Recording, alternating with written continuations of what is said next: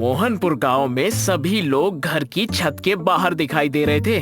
क्या बच्चा, क्या बूढ़ा या क्या जवान, सभी आज एक समान थे। आज वहाँ बर्गर की बारिश हो रही थी। अरे करीम चाचा, आप कहाँ से आ रहे हो? देखो, आज मोहनपुर में बर्गर की बारिश हो रही है, जितना चाहे बर्गर लपेट लो। अरे डब्लू, मैं तो अभी अभी अपने ससुराल से ही आ रहा हूँ। तुम्हारे पास 2 बोरे है ना? एक बोरा मुझे भी दे दो, मैं भी बर्गर भर लूँ उसमें। अरे चाचा, मैं नहीं दे सकता, पता नहीं बारिश कब बंद हो जाए। ठीक है बरखुरदार, मेरी लुंगी किस दिन काम आएगी? हाय हाय, देखो तो बुढ़ा हो गया है, लेकिन शर्म हया नाम की कोई चीज ही नहीं है। बताओ तो, जवान बहुओं के सामने लुंगी खोलकर लंगोट में सरेआम घूम रहा है। हाय हाय, ये तो करीम मियाँ है, रजिया के अब्बा। चचा, आप उधर जाओ, इधर जनानियाँ हैं, लंगोट में घूम रहे हो। अरे क्यों, उधर क्यों जाऊं? जिधर ज्यादा बर्गर गिरेगा मैं तो उधर ही जाऊंगा। आप बताएं भला, ढिठाई तो देखो इनकी। घर में बहू बेटियों के साथ भी ऐसे ही लंगोट के लंगूर बने फिरते हो क्या? शर्म नाम की कोई चीज है भी या नहीं? चल कमला, उधर चलते हैं, इधर लंगोट लंगूर के लिए छोड़ दे। तभी एक बर्गर आकर चाचा की लंगोट में फंस जाती है। एक बकरी आकर उस फंसे हुए बर्गर को चबाने लगती है। करीम चाचा, अपनी लंगोट संभालो, बकरी चबाए जा रही है, कहीं खुल ना जाए।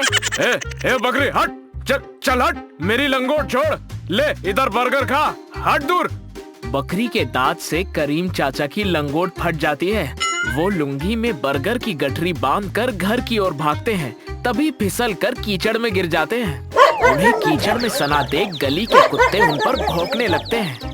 बर्गर की गठरी वहीं फेंक कर कीचड़ में सने करीम चाचा किसी प्रकार फटे लंगोट में घर पहुंचते हैं। अम्मी अम्मी, देखो घर में चोर घुसा है। हाय हाय, दिन दहाड़े नंगा चोर बहू बेटियों के घर में घुस गया है। लड्डन, लाठी लाओ, मारो इस चोर को, बचाओ बचाओ, घर में चोर घुस गया है। हाय। लड्डन कुछ लोगों के साथ मिलकर करीम चाचा की जबरदस्त पिटाई कर देता है। अबे कमीनो, ध्यान से देखो, मैं करीम मियाँ हूँ। लड्डन, एक बाल्टी पानी तो मारना, आवाज तो तेरे अब्बू जैसी ही लग रही है। अरे तेरे अब्बू जैसा नहीं, मैं अब्बू ही हूँ। तभी लड्डन एक बाल्टी पानी करीम चाचा पर उंडेल देता है। अरे अम्मी, ये तो सही में अब्बू जान ही निकले। हाय अल्लाह, ये तो सच में तेरे अब्बा है। क्यों जी, ये चोरों जैसा हुलिया क्यों बना रखा है? आप तो मेरे घर गए थे, अपनी लुंगी कहाँ छोड़ आए? बताता हूँ। अरे पहले यहाँ से उठा के मुझे बेड पर तो ले चलो। ए लड्डन, मेरी लुंगी लाओ भाई। ये लो लुंगी अब्बू, पहन लो। आओ, मैं सहारा देकर बेड तक पहुंचा दूं आपको। अबे पहुंचा दूं के बच्चे, इतनी जोर से लाठी मारा है कि पोर पोर दर्द कर रहा है। मार डाला रे। ए रेहाना, लहसुन और तेल गरम करके लाके मुझे मालिश कर दो। अभी जाकर लाती हूँ। अरे तू मत जा। लड्डन या रजिया को बोल, वो ले आएंगे। आए रे, सारे नट बोल्ट ढीला कर डाला रे। वो सब घर में कहाँ है? मैं ही तेल गर्म करके लाती हूँ। अरे अभी तो सब यहीं थे, कहाँ चले गए? अजी, वो बाहर आज बर्गर की बारिश हो रही है ना, तो वो सारे बर्गर लूटने गए हैं। अरे नाम मत लो उस बर्गर का, उसी बर्गर के चलते तो ये सब हुआ है। आए, मर गया रे। तभी लड्डन और रजिया ढेर सारे बर्गर के साथ घर के अंदर आते हैं। अम्मी, बर्गर की बारिश बंद हो गई। अच्छा हुआ, बला टली। लो अब्बू, बर्गर खाओ, अल्लाह रोज ऐसे ही बर्गर की बारिश करे। क्यों अब्बू? अरे नहीं रे।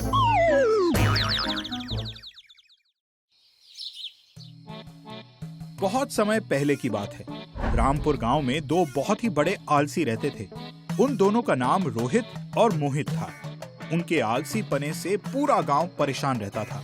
रोहित और मोहित के पास पुरखों का दिया हुआ एक बगीचा था। उसमें बहुत स्वादिष्ट स्वादिष्ट फल आते थे। अरे रोहित मोहित, ये हमेशा भैंस की तरह सोए क्यों रहते हो? तुम्हारे बाग में बहुत सारे फल पक गए हैं, उन्हें तोड़कर बाजार में बेच दो, अच्छे पैसे मिल जाएंगे। अरे जिसे लेना होगा बगीचे से ही ले जाएगा, पैसे देने होंगे तो घर पर ही दे जाएगा, इतनी मेहनत कौन करे? तुम लोगों का कुछ नहीं होने वाला, आदमी होकर बेकार किया, तुम्हें तो भैंस ही होना चाहिए था।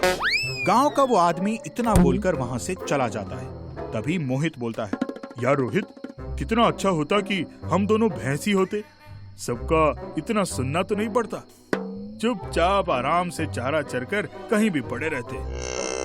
हाँ यार मोहित, सही कहते हो, काश ऐसा हो जाता, भगवान शायद हमारी सुन ले और अगले जन्म में हमें भैंस बना दे। चलो तब तक किसी तरह बगीचे में चलते हैं, कुछ फल खाते हैं। दोनों किसी तरह चलते चलते बगीचे में पहुंचे। पूरा बगीचा काफी खूबसूरत लग रहा था। वहां सभी पेड़ों पर बहुत सारे फल लगे थे। मैं बहुत थक गया हूँ रोहित, जा कुछ फल तोड़ के ला, कुछ खाया जाए।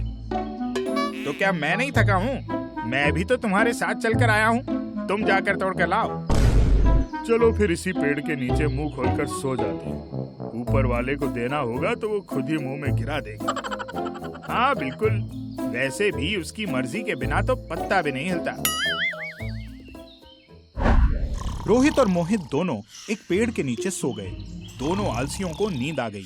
तभी एक फल सीधे मोहित के मुंह में जा गिरा, पर मुंह बंद होने की वजह से वो फल उसके मुंह से टकराकर थोड़ी दूर चला गया। मोहित चीखते चीखते उठा।